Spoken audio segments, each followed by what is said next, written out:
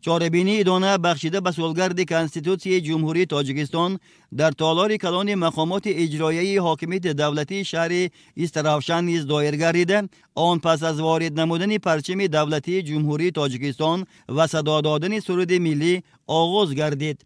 در این چاره‌بینی رهبریت مقامات اجرایی حاکمیت دولتی شهر، نماینده مقامات اجرایی حاکمیت دولتی ولایت، مقامات قدرتی، نمایندگان تشکیلات و مؤسسه ها و فعالان شرکت ورزیدند.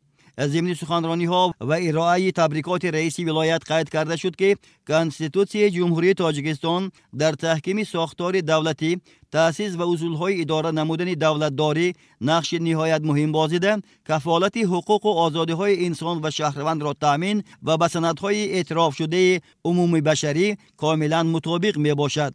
کنستیتوسی جمهوری تاجیکستان که آن را میتوان شناسنامه دولت و بخشنامه ملت نامید، تاجیکستانی صاحب استقلال را به جهانیان چون دولتی صاحب اختیار، دموکراتی، حقوق بنیاد و دنیوی معرفی نمود.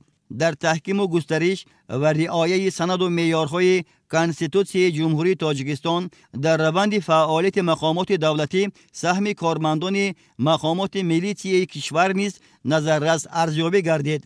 پیشوای ملت محترم امام علی رحمان به مورد قید کردند که کارمندان مقامات کارهای داخله و هیئت شخصی قشونهای داخلی در سالهای بسیار دشوار و حساس تاریخ نوین خلق تاجیک یکجا با دیگر مقامات حفظ حقوق و ساختارهای حربی برای برقرارسازی حاکمیت کنستیتوسیونی، تامین نمودن ثبات و آرامی، حفظ ترتیبات جمعیتی و مبارزه با جنایتکاری سهم ارزشمند گذاشتند.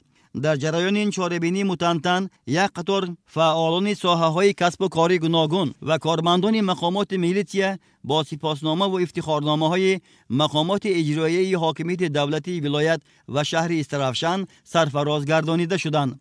در خاتمه چاره‌بینی صنعتکاران بخش فرهنگ شهر با سرود و ترانه و رقص‌های جالب به این همایش ادانه شکوه و شهامت خاصه ضم نمودند.